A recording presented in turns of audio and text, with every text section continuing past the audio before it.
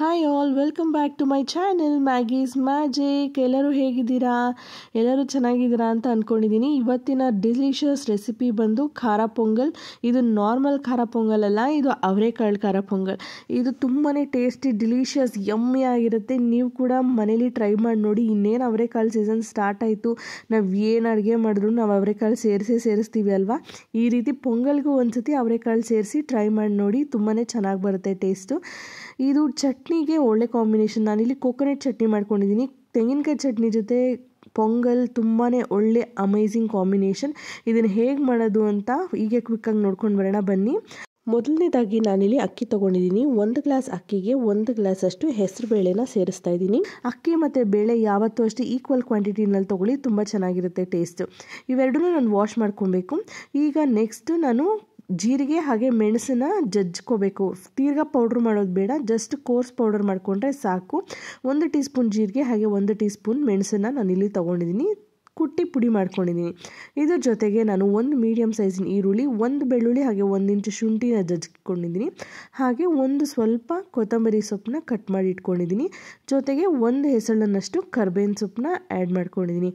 ಇದಿಷ್ಟು ಒಗ್ಗರಣೆಗೆ ಬೇಕಾಗಿರೋ ಐಟಮ್ಸ್. ಇದಕ್ಕೆ ಹಸಿಮೆಣಸಿನ್ಕಾಯಿ ಕೂಡ ನೀವು ಈಗಲೇ ಆ್ಯಡ್ ಮಾಡಿಕೊಂಡ್ರು ಮಾಡ್ಕೋಬೋದು. ನಾನು ಲಾಸ್ಟಲ್ಲಿ ಆ್ಯಡ್ ಮಾಡ್ಕೋತೀನಿ. ನೋಡಿ, ಫಸ್ಟು ಕುಕ್ಕರ್ಗೆ ನಾನು 4 ಟೇಬಲ್ ಸ್ಪೂನಷ್ಟು ಎಣ್ಣೆನ ಆ್ಯಡ್ ಮಾಡ್ಕೊಂಡಿದ್ದೀನಿ.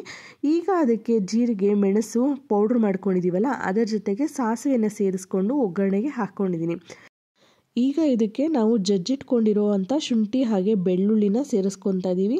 ಇದು ತುಂಬಾ ಒಳ್ಳೆ ಫ್ಲೇವರ್ ಕೊಡುತ್ತೆ. ಹಾಗೆ ಶುಂಠಿನಲ್ಲಿ ಜೀರ್ಣಕ್ರಿಯೆ ಶಕ್ತಿ ಹೆಚ್ಚಿರೋದ್ರಿಂದ ನಾವು ಹೆಸರುಬೇಳೆ ಹಾಕಿರೋದ್ರಿಂದ ಗ್ಯಾಸ್ಟ್ರಿಕ್ ಆಗೋ ಸಮಸ್ಯೆ ಇರುತ್ತೆ. ಶುಂಠಿ ಹಾಕಿರೋದ್ರಿಂದ ಆ ಗ್ಯಾಸ್ಟ್ರಿಕ್ ಸಮಸ್ಯೆನ ಒಡೆದು ಡೈಜೆಷನ್ಗೆ ಹೆಲ್ಪ್ ಆಗುತ್ತೆ. ಸೊ ಇದನ್ನು ಹಾಕ್ಕೊಳ್ಳೇಬೇಕು. ತುಂಬ ಚೆನ್ನಾಗಿರುತ್ತೆ, ಟೇಸ್ಟು ಚೆನ್ನಾಗಿರುತ್ತೆ, ಹೆಲ್ತ್ ಬೆನಿಫಿಟ್ಸ್ ಕೂಡ ಇರುತ್ತೆ. ಇದನ್ನು ಚೆನ್ನಾಗಿ ಫ್ರೈ ಮಾಡ್ಕೊಬೇಕು. ಗೋಲ್ಡನ್ ಬ್ರೌನ್ ಬರೋವರೆಗೂ ಫ್ರೈ ಮಾಡಿಕೊಂಡ್ರೆ ಟೇಸ್ಟು ತುಂಬ ಚೆನ್ನಾಗಿರುತ್ತೆ, ಫ್ಲೇವರು ಚೆನ್ನಾಗಿರುತ್ತೆ. ಈಗ ಇದಕ್ಕೆ ಮೀಡಿಯಮ್ ಸೈಜಿನ ಈರುಳ್ಳಿ ಹಾಗೆ 1 ಹೆಸರು ಕರ್ಬೇವಿನ ಸೊಪ್ಪನ್ನ ಆ್ಯಡ್ ಮಾಡ್ಕೋತಾ ಇದ್ದೀನಿ. ಇದನ್ನು ಕೂಡ ಚೆನ್ನಾಗಿ ಫ್ರೈ ಮಾಡ್ಕೊಬೇಕು. ನೀವು ಅಕಸ್ಮಾತ್ ಈರುಳ್ಳಿ ಇಷ್ಟಪಡದೇ ಇರೋರಿದ್ರೆ ಈರುಳ್ಳಿನ ಸ್ಕಿಪ್ ಕೂಡ ಮಾಡ್ಕೊಳ್ಬೋದು. ಈರುಳ್ಳಿ ಬದಲು ಬರೀ ಹಸಿಮೆಣಸಿನ್ಕಾಯಿ ಹಾಗೆ ಕರ್ಬೇವಿನ ಸೊಪ್ಪನ್ನ ಫ್ರೈ ಮಾಡಿಕೊಂಡ್ರೆ ಸಾಕಾಗುತ್ತೆ. ಹಸಿಮೆಣಸಿನ್ಕಾಯಿ ಹಾಕೋದು ನಾನಿಲ್ಲಿ ಮರ್ತಿದ್ದೆ, ಅದಕ್ಕೆ ನಾನು ಲಾಸ್ಟಲ್ಲಿ ಹಾಕೋತಾ ಇದ್ದೀನಿ. ನೋಡಿ, ಇದನ್ನು ಚೆನ್ನಾಗಿ ಫ್ರೈ ಮಾಡ್ಕೊಬೇಕು. ಒಂಚೂರು ಸಾಫ್ಟ್ ಆದರೆ ಸಾಕು. ಈಗ ನೋಡಿ, ನಾನು 1 ಕಪ್ನಷ್ಟು ಅವರೆಕಾಳನ್ನು ತೊಗೊಂಡಿದ್ದೀನಿ. ಎಳೆ ಅವರೆಕಾಳು ಇರಬೇಕು, ಜಾಸ್ತಿ ಬಲ್ತಿರೋದು ತೊಗೊಬೇಡಿ. ಆದಷ್ಟು ಎಳೆಯ ಅವರೆಕಾಳು, ಗ್ರೀನ್ ಕಲರ್ ಇರೋ ಅವರೆಕಾಳನ್ನ ತೊಗೊಂಡು ಇದನ್ನು ಚೆನ್ನಾಗಿ ಫ್ರೈ ಮಾಡ್ಕೊಬೇಕು. ನೀವು ಯಾವುದೇ ಒಂದು ಪದಾರ್ಥ ನೀವು ಹಾಕ್ಕೋತಾ ಇದ್ದೀರಾ ಅಂತಂದಾಗ, ಎಣ್ಣೆಯಲ್ಲಿ ಫ್ರೈ ಮಾಡ್ಕೊತೀರಾ ಅಂದಾಗ ಅದನ್ನು 1 ನಿಮಿಷ, ಅಟ್ಲೀಸ್ಟ್ ಮಿನಿಮಮ್ 1 ನಿಮಿಷ ಚೆನ್ನಾಗಿ ಫ್ರೈ ಮಾಡ್ಕೊಳ್ಳಿ. ಆಗ ಅದರಲ್ಲಿರೋ ಫ್ಲೇವರ್ ಎಲ್ಲ ಬಿಡುತ್ತೆ, ಟೇಸ್ಟು ಚೆನ್ನಾಗಿರುತ್ತೆ. ನೋಡಿ, ಕೊತ್ತಂಬರಿ ಸೊಪ್ಪು ಕೂಡ ನಾನು ಇದನ್ನು ಆ್ಯಡ್ ಮಾಡ್ಕೊಂಡಿದ್ದೀನಿ. ಸಣ್ಣಕ್ಕೆ ಹಚ್ಚಿರೋ ಕೊತ್ತಂಬರಿ ಸೊಪ್ಪು ಒಂದು ಸ್ವಲ್ಪ. ನೆಕ್ಸ್ಟು 1/4 ಟೀ ಸ್ಪೂನಷ್ಟು ಅರಿಶಿಣ ಹಾಗೆ 1 ಟೇಬಲ್ ಸ್ಪೂನಷ್ಟು ಉಪ್ಪನ್ನ ನಾನಿಲ್ಲಿ ಆ್ಯಡ್ ಮಾಡ್ಕೋತಾ ಇದ್ದೀನಿ.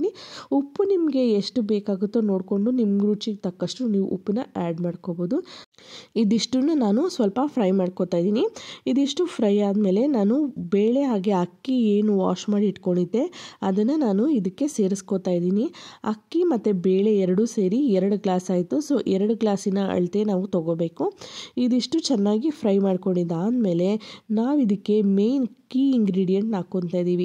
ಈ ಕೀ ಇಂಗ್ರೀಡಿಯೆಂಟ್ನ ಹಾಕ್ಕೊಳ್ಳೋದ್ರಿಂದ ಟೇಸ್ಟು ತುಂಬಾ ಚೆನ್ನಾಗಿ ಬ್ಲೆಂಡ್ ಆಗುತ್ತೆ. ನಾವು ಹಾಕಿರೋ ಎಲ್ಲ ಪದಾರ್ಥನೂ ತುಂಬಾ ಚೆನ್ನಾಗಿ ಬ್ಲೆಂಡ್ ಆಗುತ್ತೆ. ಅದೇನಪ್ಪ ಕೀ ಇಂಗ್ರೀಡಿಯೆಂಟ್, ಏನು ಹಾಕಿರ್ಬೋದು ಅಂತ ಯೋಚನೆ ಮಾಡ್ತಿದ್ದೀರಾ? ಅದೇನೂ ಅಲ್ಲ ರೀ, 1 ಗ್ಲಾಸ್ ಹಾಲು ಹಾಕೋದ್ರಿಂದ ತುಂಬಾ ಟೇಸ್ಟ್ ಚೆನ್ನಾಗಿರುತ್ತೆ. ನಾವು ಏನೇನು ಮಸಾಲೆ ಹಾಕಿದ್ದೀವಿ ಅದೆಲ್ಲ ತುಂಬ ಚೆನ್ನಾಗಿ ಬ್ಲೆಂಡ್ ಆಗುತ್ತೆ. ಒಂದು ಸತಿ ಇದನ್ನು ಹಾಕಿ ಟ್ರೈ ಮಾಡಿ ನೋಡಿ, ತುಂಬಾ ಚೆನ್ನಾಗಿ ಬರುತ್ತೆ ಟೇಸ್ಟ್. ಆಗ ನೀವೇ ಹೇಳ್ತೀರಾ, ಹೌದು ಇದನ್ನು ಹಾಕಲೇಬೇಕು ಅಂತ. ಇದನ್ನು ಚೆನ್ನಾಗಿ ಫ್ರೈ ಮಾಡ್ಕೊಂಡಿದ್ದಾದಮೇಲೆ ನೋಡಿ, 6 ಗ್ಲಾಸ್ನಷ್ಟು ಬಿಸಿ ನೀರು ಹಾಕೋತಾ ಇದ್ದೀನಿ. ಬಿಸಿ ನೀರು ಯಾಕೆ ಅಂತಂದರೆ, ತಣ್ಣೀರು ಹಾಕ್ಕೊಂಡಾಗ ನಾವು ಹಾಕಿರೋ ಮಸಾಲೆದು ಫ್ಲೇವರು ಸ್ವಲ್ಪ ಚೇಂಜ್ ಆಗುತ್ತೆ. ಅದೇ ಬಿಸಿ ನೀರು ಹಾಕಿದಾಗ ನಾವು ಹಾಕಿರೋ ಮಸಾಲೆ ಫ್ಲೇವರ್ ಏನು ಚೇಂಜ್ ಆಗೋಲ್ಲ, ಜಸ್ಟ್ ಅದೇ ಟೆಂಪರೇಚರ್ಗೆ ನಮಗೆ ಬಾಯ್ಲ್ ಆಗುತ್ತೆ. ಟೈಮ್ ಸೇವಿಂಗ್ ಕೂಡ ಹೌದು ಅಲ್ವಾ. ಇದರಿಂದ ನಾವು 6 ಗ್ಲಾಸಷ್ಟು ನೀರು ಹಾಕ್ಕೊಂಡಿದ್ದೀನಿ. ಇದನ್ನು ಚೆನ್ನಾಗಿ ಮಿಕ್ಸ್ ಮಾಡಿ, ಈಗ ಈ ಸ್ಟೇಜಲ್ಲಿ ನೀವು ಟೇಸ್ಟ್ ನೋಡೋಂಗಿದ್ರೆ ಬೇಕಾದರೆ ಈ ನೀರನ್ನು ಟೇಸ್ಟ್ ನೋಡಿ. ನಿಮಗೆ ಈ ಸ್ಟೇಜಲ್ಲಿ ಅಕಸ್ಮಾತ್ ಉಪ್ಪು ಖಾರ ಏನಾದರೂ ಎಕ್ಸ್ಟ್ರಾ ಬೇಕಿತ್ತು ಅಂದರೆ ಹಾಕ್ಕೋಬೋದು. ಈಗ ಇದಕ್ಕೆ ಕುಕ್ಕರ್ ಮುಚ್ಚಿ 2 ವಿಸಿಲ್ನ ಅಷ್ಟು ಕೂಗಿಸ್ಕೊತಾ ಇದ್ದೀನಿ. ಕುಕ್ಕರ್ ಕೂಗಿ ಆರಿದ ಮೇಲೆ ನಾನು ಇದಕ್ಕೆ ಇನ್ನೊಂದು ಒಗ್ಗರಣೆ ಹಾಕ್ಕೋತಾ ಇದ್ದೀನಿ. ಇನ್ನೊಂದು ಒಗ್ಗರಣೆ ಏನಪ್ಪ ಅಂತಂದರೆ ತುಪ್ಪ ಹಾಗೆ ಗೋಡಂಬಿಯ ಒಗ್ಗರಣೆ. 1 ಟೇಬಲ್ ಸ್ಪೂನ್ ತುಪ್ಪಕ್ಕೆ ಒಂದು 10 ಗೋಡಂಬಿ ಹಾಕ್ಕೊಂಡು ಒಗ್ಗರಣೆ ಹಾಕ್ಕೋಬೇಕು. ನಾನು ಮುಂಚೆನೇ ಹೇಳ್ದಂಗೆ ನಾನು ಹಸಿಮೆಣ್ಸಿನ್ಕಾಯಿ ಹಾಕೋದು ಮರ್ತಿದ್ದೆ. ಸೊ ಈ ಲಾಸ್ಟ್ ಸ್ಟೇಜಲ್ಲಿ ಹಸಿಮೆಣ್ಸಿನ್ಕಾಯಿ ಹಾಕ್ಕೊಂಡು ಒಗ್ಗರಣೆಗೆ ಫ್ರೈ ಮಾಡ್ಕೋತಾ ಇದ್ದೀನಿ. ನೋಡಿ ಕುಕ್ಕರ್ ಕೂಡ ಆರಿದೆ. ಈಗ ಕುಕ್ಕರ್ ಓಪನ್ ಮಾಡೋಣ. ನೋಡಿ ಈ ರೀತಿ ಸೆಮಿ ಲಿಕ್ವಿಡ್ ಥರ ಆಗಿರಬೇಕು. ತೀರಾ ಗಟ್ಟಿನೂ ಇರಬಾರ್ದು, ತೀರಾ ತೆಳುವೂ ಇರಬಾರ್ದು. ಇಷ್ಟು ಕನ್ಸಿಸ್ಟೆನ್ಸಿನಲ್ಲಿ ಪೊಂಗಲ್ ಆಗಿದೆ ಸಾಕು. ನೋಡಿ ಈಗ ಇದಕ್ಕೆ ಒಗ್ಗರಣೆ ಹಾಕ್ಕೊಂಡು ಒಂಚೂರು ಪೊಂಗಲ್ನ ವಾಪಸ್ಸು ಈ ಒಗ್ಗರಣೆ ಬಟ್ಲಿಗೆ ಹಾಕ್ಕೊಂಡು ವಾಪಸ್ ಹಾಕ್ಕೋತಾ ಇದ್ದೀನಿ. ಇದನ್ನು ನೀಟಾಗಿ ಮಿಕ್ಸ್ ಮಾಡ್ಕೊಳ್ಳಿ. ಒಗ್ಗರಣೆ ಎಲ್ಲ ನೀಟಾಗಿ ಮಿಕ್ಸ್ ಆಗಬೇಕು. ತುಪ್ಪ ಎಲ್ಲ ಕಡೆನೂ ಸ್ಪ್ರೆಡ್ ಆಗಬೇಕು. ಈ ರೀತಿ ಸ್ಪ್ರೆಡ್ ಆಗಿ ನೀಟಾಗಿ ಮಿಕ್ಸ್ ಮಾಡಿಕೊಂಡು ನೆಕ್ಸ್ಟ್ ನಾವು ಸರ್ವಿಂಗ್ ಪ್ಲೇಟ್ಗೆ ಸರ್ವ್ ಮಾಡ್ಕೊಂಡು ತಿನ್ಬೋದು. ಅಷ್ಟೇ ಫ್ರೆಂಡ್ಸ್, ಎಷ್ಟು ಸಿಂಪಲ್ಲಾಗಿ ಟೇಸ್ಟಿಯಾಗಿ ಡಿಲಿಷಿಯಸ್ ಆಗಿ ನಾವು ಪೊಂಗಲ್ ಮಾಡ್ಕೊಬೋದಲ್ವಾ. ಈ ರೀತಿಯಾದ ಪೊಂಗಲ್ ನೀವು ಕೂಡ ಮನೆಯಲ್ಲಿ ಒಂದ್ಸತಿ ಟ್ರೈ ಮಾಡಿ ನೋಡಿ, ತುಂಬಾ ಚೆನ್ನಾಗಿ ಬರುತ್ತೆ. ಕೀ ಇಂಗ್ರೀಡಿಯೆಂಟ್ ಏನು, ಹಾಲು, ಅದನ್ನು ಮಾತ್ರ ಮರಿಬೇಡಿ. ಇದನ್ನು ಹಾಕ್ಕೊಂಡು ನೀವು ಪೊಂಗಲ್ನ ಮಾಡ್ಕೊಳ್ಳಿ. ಹೇಗೆ ಬಂತು ಅಂತ ನನಗೆ ಕಮೆಂಟ್ ಸೆಕ್ಷನಲ್ಲಿ ತಿಳಿಸೋದನ್ನು ಮರಿಬೇಡಿ. ವಿಡಿಯೋ ಇಷ್ಟ ಆಗಿದೆ ಅಂತ ನಾನು ತಿಳ್ಕೊಂಡಿದ್ದೀನಿ. ನಿಮಗೆ ಈ ವಿಡಿಯೋ ಇಷ್ಟ ಆಗಿದರೆ ಈ ಕೂಡಲೇ ಒಂದು ಲೈಕ್ ಮಾಡಿ, ಹಾಗೆ ಫ್ರೆಂಡ್ಸ್ ಆ್ಯಂಡ್ ಫ್ಯಾಮಿಲಿ ಜೊತೆ ಶೇರ್ ಮಾಡಿ.